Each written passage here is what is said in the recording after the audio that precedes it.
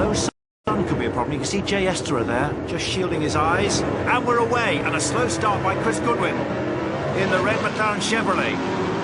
Everyone else away safely, and Jay Estera into the lead. Chris Goodwin is second, Gary Pearson third, and then in the orange McLaren Chevrolet, Roger Wills. And we're riding on board with Chris Goodwin, who actually works for McLaren these days, but this is a 1960s car. These are great Can-Am cars with big V8 American engines in the back. And the man from pole position, Gary Pearson, was the slowest away, but he's now attacking Chris Goodwin, making that third place into a second. Gary Pearson goes through to second. Jay Estera in the American Chinook, still the leader. And you can see the troublesome sun there. It's a beautiful afternoon for racing, but there are problems as Roger Wills now looks on the inside of Chris Goodwin, just shuts the door, but it may not be for too much longer. Well, this was the start, and you see huge wheel spin from Jay Estera, but he was the quickest away. We ride with Chris Goodwin, who does get away in second place, but it's Gary Pearson on pole who is slowest away of the front row. Jay Estera there seemingly being caught by Gary Pearson, who's come through on the inside. Beautiful manoeuvre, but Estera may come back in. Bit of a moment as he loses a bit of control there, and Gary Pearson eases away further into the lead. That may play into the hands of Chris Goodwin, and also Roger Wills, who's now chasing Chris Goodwin and looking to come through on the inside under braking. Yes, Roger Wills alongside Chris Goodwin, the orange car alongside the red one as they go down into Woodcote Corner. Roger Wills has the inside, has third place indeed. Still the Chinook second, still the Lola the leader as they queue up to come through the chicane. We've got Keith Arlers there coming through in fifth place in the Cooper Monaco, up from row 3. And now Estera is coming through on the inside of Gary Pearson. He's into the lead. A fantastic manoeuvre by Jay Estera, who almost touched Gary Pearson, didn't quite. They're really expert drivers, and a big spin there for one of the back markers. Roland Goethe there, going through at about 100 miles an hour through the first part of St Mary's. Back up now with the front runners, and Roger Wills coming through on the inside now of Gary Pearson. Lovely drift, and he's got the inside line and will hold it.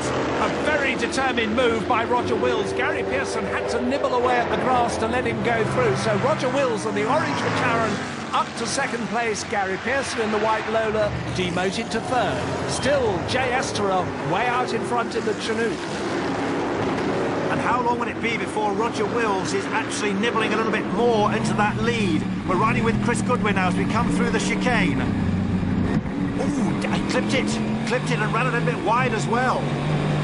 These were phenomenally successful and exciting cars in the mid-60s. Big pushrod American V8 engine in the back, English chassis built by McLaren and Lola, with the occasional interloper from North America, like the Chinook, which is now in the lead, but not for long because Roger Wills is attacking.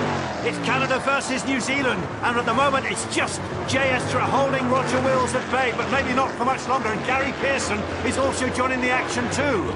Here comes Roger Wills, Wills win and they're through. Roger Wills takes the lead. Jay Estera in second, and Gary Pearson closing too. Maybe not that far clear either, as they come up towards St Mary's. Here comes Jay Estera and Gary Pearson through.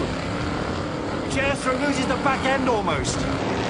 Yes, sideways moment for Jay Estera there. That's allowed Chris Goodwin in fourth place to get a little bit closer. We ride with Estera once again. About 165 miles an hour these cars are doing down the Lavin Straight.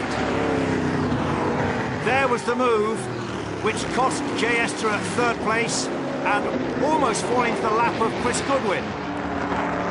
Roger Wills then in the lead, seemingly comfortable as much as you can be comfortable in this form of racing, and with the competition so intense. Yes, Gary Pearson really threatening. Estera there to wait to see what happens. Pearson in the middle, but that Lola very quick. Now we ride once more with Estera. Estera trying to go down the inside. There was nowhere for him to go. He got on the grass. Somehow he managed to catch the slide. A brilliant save by Jay Estera, but that's allowed Goodwin behind him to get very close indeed as they go down the straight towards Woodcote Corner.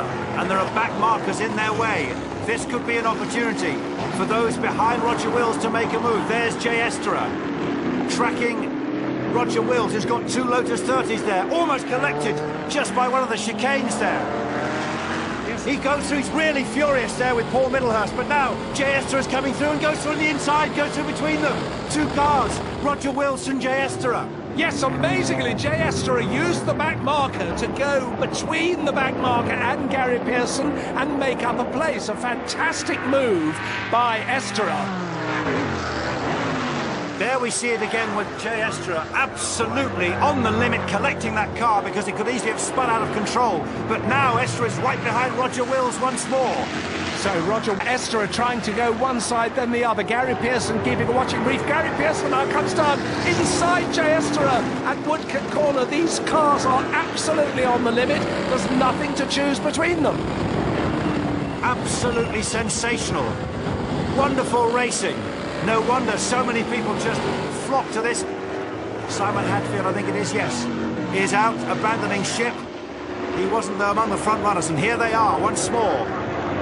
Nose to tail. Roger Wills from Gary Pearson. Oh, he's run wide. He's gone wide at Lavant, and Pearson's through. Esther is through, and so too is Chris Goodwin. Yes, he just ran wide coming out of Lavant Corner, did Roger Wills, and went all the way to the back of this quartet. He's got it all to do again. We see it once more. Gary Pearson pushing him under immense pressure. He just slid wide, all four wheels on the grass, and that was another brilliant save by Roger Wills. He managed to get the car back onto the tarmac and didn't hit anybody. So having led, he's now back at the queue. A podium position, though, still within his grasp because he's challenging Chris Goodwin. Oh, he's gone off Chris Goodwin, run a little bit wide, and Roger Wills back into third now. Extraordinary turnaround, but still up front. Pearson from Esther, tracking all the way, last lap. Yes, we ride with Chris Goodwin, and as he comes out of the chicane, he runs wide over the grass, and that allowed the orange McLaren to go storming by.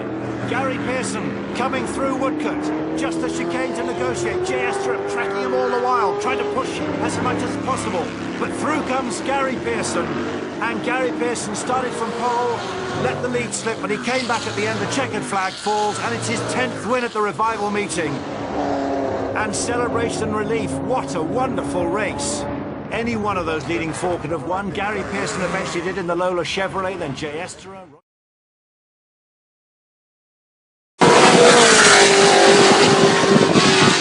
on the edge with it. Go, you good thing.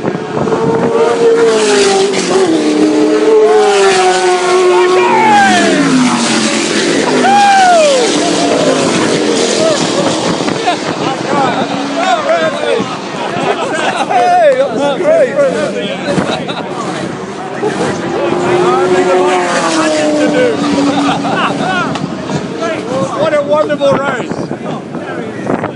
Isn't he going right on the edge all the way?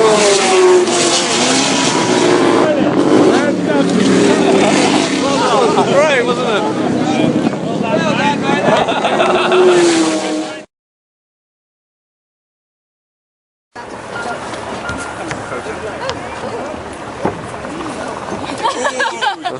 Bill's there, come on then. Just click, now it's on.